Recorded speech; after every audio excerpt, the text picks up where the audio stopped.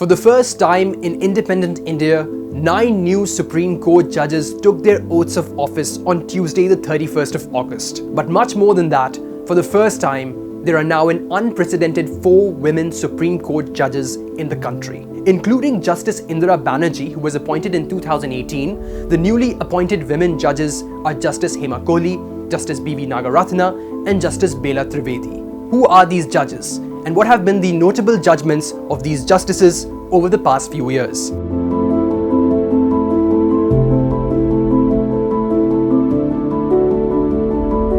In the midst of the COVID-19 pandemic, patients arriving from the neighboring states of Telangana were stopped at the borders and denied medical aid. As the Chief Justice of the Telangana High Court, Justice Kohli slammed the authorities when the issue arrived at her bench, observing, "This is a blatant violation of the Constitution. You're denying medical treatment to people, you're stopping people from entering without any order and without letting the public know. Who permitted you to do this?" She also noted, anything that denies treatment would amount to violating the sacrosanct right to life guaranteed under Article 21 of the Constitution and operate as a fetter on the right of a citizen of this country to move freely throughout the territory of India as enshrined in the Constitution of India. Prior to her tenure as Chief Justice of the Telangana High Court, Justice Kohli was a judge of the Delhi High Court. In 2020, Justice Kohli alongside Justice Subramaniam Prasad pulled up the Tihar jail authorities for illegally detaining a man for 10 days despite a bail order favouring his release. The bench also demanded that a status report be filed, providing details on other occasions in the past 3 years when an inmate wasn't released within 24 hours of being granted bail by the courts. Most recently, on a webinar on domestic violence during the lockdown, she noted that women have had to face a far greater brunt of the pandemic, working twice as hard and faced with barriers steeped in gender bias. In a career spanning nearly 37 years, Justice Kohli's judgments have often acted to reverse that very discrimination that women in the country face. Justice Bela Trivedi is the first woman judge from the Gujarat High Court to be appointed to the Supreme Court. In 2020, Justice Bela Trivedi received phone calls and messages from an unknown number regarding an anticipatory bail application listed before her. The caller told the judge that the purpose of his call was regarding the bail application she was about to hear. The judge immediately hung up but then received messages from the caller telling her that the case was fixed.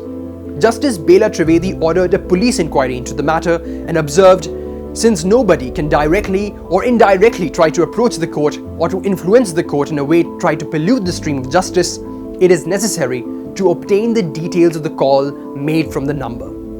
During the second wave of COVID-19, Justice Trivedi refused to reduce the fine from 1,000 rupees to 500 rupees for not wearing masks in public. The justice observed orally in court, "Let 50% of the population get vaccinated. This is the only weapon. You, the government, may succumb to popular demand. The court cannot." Some of the notable judgments by Justice Trivedi include the refusal to grant interim bail to Asaram Bapu, the self-styled godman who was on trial for rape. In 2019, Justice Trivedi imposed a fine of 10,000 rupees on a lawyer for incongruous arguments disregarding facts of the case and not referring to the laws applicable to the case. Her orders paved the path for the registration of a suo motu PIL, raising the issue of incompetency of lawyers, which suggested regular trainings for the advocates on conduct within the court. In May 2021, the division bench of Justice Bela Trivedi and Justice Bhargav D. Karya were hearing a suo motu PIL on the COVID-19 situation in Gujarat. The following exchange took place in the hearings. Advocate General Kamal Trivedi compared the situation of India to 7 other advanced countries, pointing out that there were more cases of COVID-19 there than in India. To which the bench responded that the only comparison that could be made was with China. The justices suggested ramping up the health infrastructure of the country. Advocate Trivedi then responded by saying, "Somebody has rightly said that we are paying the price for democracy." He said it was communism in China that allowed them to deal with the situation. The judges in response said, "In the name of democracy, we cross all lines. Everything is pardoned." At the end of the hearing, Senior Counsel Percy Kavina raised the issue, saying that the cures for the ills of democracy is more democracy, not less, If democracy were not there, none of us would be here. We are here because of a democratic constitution. There should not be belittling of democracy. Clarifying its stance, the court noted that in the name of democracy also, things should not be misused. Kavina responded, "Let us try to err on the side of freedom rather than totalitarianism." Justice Trivedi ended the discussion saying, "Nobody is belittling it."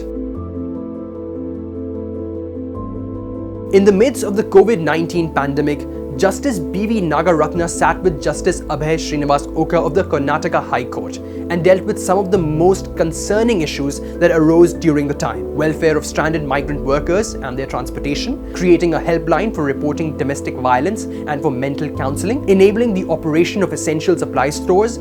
She was also part of the bench that issued guidelines paving the path for online education of children. Beyond the pandemic, Justice Nagarathna has been a part of and led several crucial judgments.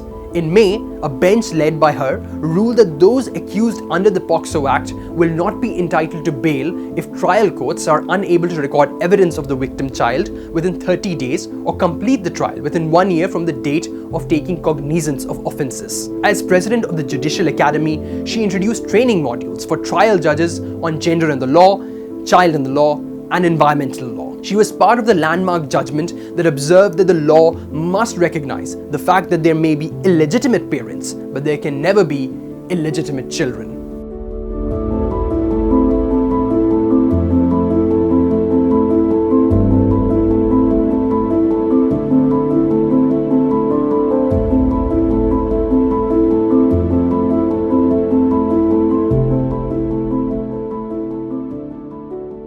To receive instant updates on all videos from The Wire, click the subscribe button and hit the bell icon.